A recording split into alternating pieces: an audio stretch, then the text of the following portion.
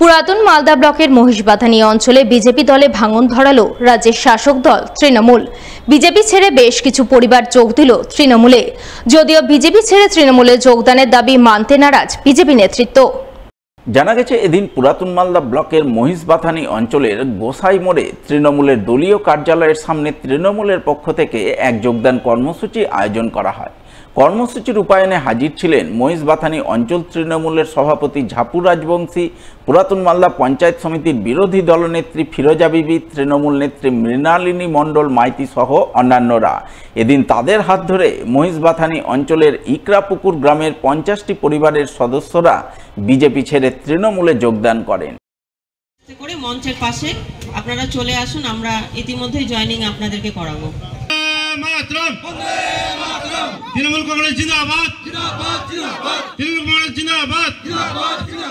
যোগদানকারী সহ তৃণমূল নেতৃত্বের দাবি, বিজেপি সাধারণ মানুষের জন্য কোনো উন্নয়ন করে না, উন্নয়ন করছে তৃণমূল, তাই বিজেপি ছেড়ে তৃণমূলে যোগদান।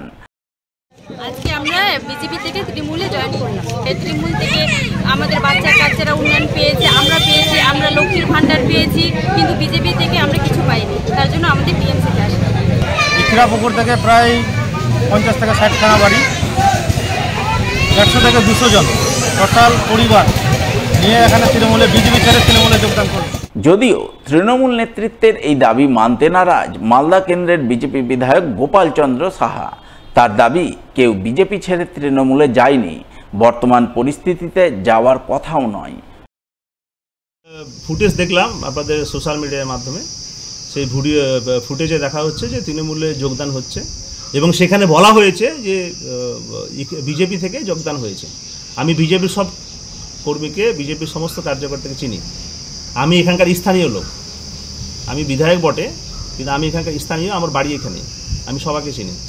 যারা জয়েন করলো তৃণমূলে তারা একটাও বিজেপির লোক না। আর তৃণমূলে কোন দুঃখে মানুষ এখন যাবে? এই চোর তৃণমূলের সাথে নাম লিখাবে? এরা অ্যাকচুয়ালি তৃণমূলের সব দালাল এগুলো।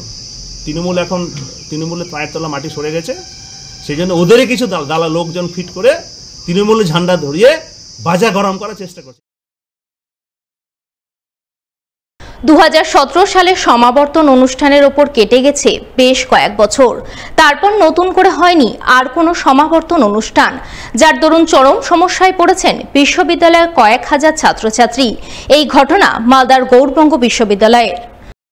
জানা গেছে, গৌড়বঙ্গ বিশ্ববিদ্যালয়ের অধীনে মালদা সহ 2 দিনাজপুর জেলা মিলিয়ে মোট 25টি কলেজ এবং একটি আইন কলেজ রয়েছে। এই সমস্ত কলেজ মিলিয়ে ছাত্রছাত্রীর সংখ্যা কয়েক হাজার, যারা 2017 সালের পর গৌড়বঙ্গ বিশ্ববিদ্যালয়ে সমাবর্তন অনুষ্ঠান দেখতে পায়নি। বিশ্ববিদ্যালয়ের ছাত্রছাত্রীদের অভিযোগ, গত 8 বছর ধরে বিশ্ববিদ্যালয়ে সমাবর্তন অনুষ্ঠান হয়নি, ফলে তারা চাকরি ও উচ্চশিক্ষার ক্ষেত্রে সমস্যায় পড়ছেন। এই বিষয়ে বারংবার বিশ্ববিদ্যালয় কর্তৃপক্ষের দৃষ্টি আকর্ষণ করেছেন। তারা দ্রুত সমাবর্তন অনুষ্ঠান করার আশ্বাস দিয়েছেন। এমনকি রাজ্যের উচ্চশিক্ষামন্ত্রী ব্রাত্য বসু বিশ্ববিদ্যালয়ে এসে এপ্রিল মাসে সমাবর্তন অনুষ্ঠান করার কথা জানান দিয়েছিলেন, কিন্তু এপ্রিল মাস পেরিয়ে মে মাস শেষ হতে চললেও এখনও সমাবর্তন অনুষ্ঠানের নামগন্ধ নেই।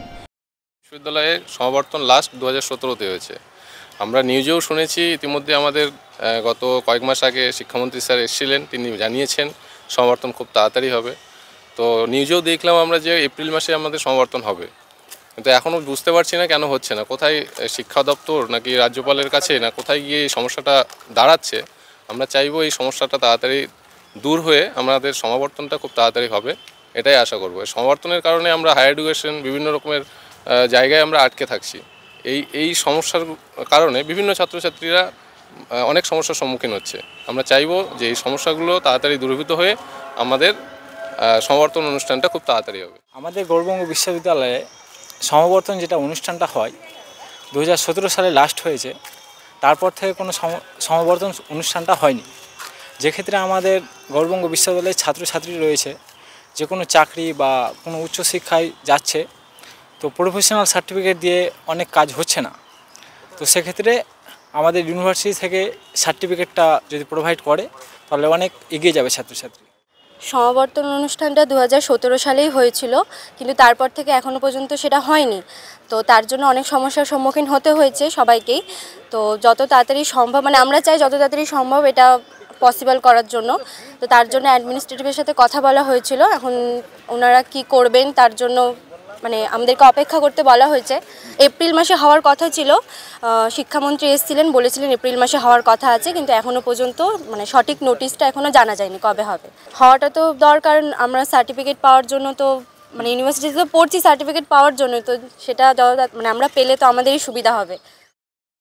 এ বিষয়ে গৌড়বঙ্গ বিশ্ববিদ্যালয়ের রেজিস্ট্রার বিশ্বজিৎ দাসকে ধরা হলে তিনি জানান, সমাবর্তন অনুষ্ঠানের জন্য তারা বিশ্ববিদ্যালয়ের দিক থেকে সমস্ত অফিসিয়াল প্রস্তুতি সেরে ফেলেছেন। প্রয়োজনীয় নথিপত্র রাজ্যের উচ্চশিক্ষা দপ্তরে পাঠিয়েছেন। কোর্ট এবং কাউন্সিলের প্রতিনিধি পেলে প্রয়োজনীয় অনুমতি মিললেই সমাবর্তন অনুষ্ঠান আয়োজন করবেন। বিশ্ববিদ্যালয় সমাবর্তন কতগুলো নির্দিষ্ট পদ্ধতি বিজ্ঞান মেনে সংগঠিত হয়। তার কোর্ট বলে একটা কমিটি আছে, এটা অন্যতম হাইয়েস্ট কমিটি। এসডিটি কাউন্সিল বলে একটা কমিটি হয় যারা বিশ্ববিদ্যালয় পরিচালনা করেন। কোর্টের মিটিংয়ের জন্য আমাদের উপাচার্য মহোদয় সংশ্লিষ্ট দপ্তরে চিঠি করেছেন। কাউন্সিল মিটিংয়ের জন্য উপাচার্য মহোদয় আমাকে দিয়ে চিঠি করিয়েছেন সংশ্লিষ্ট দপ্তরে। আমরা চিঠিপত্র জমা দিয়েছি।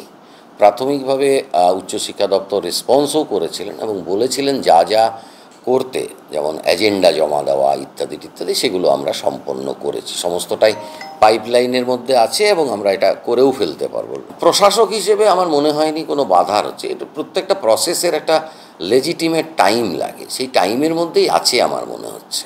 আমরা আশা করছি সমস্ত কিছু পদ্ধতি মেনে খুব দ্রুতই এটা করতে পারবো।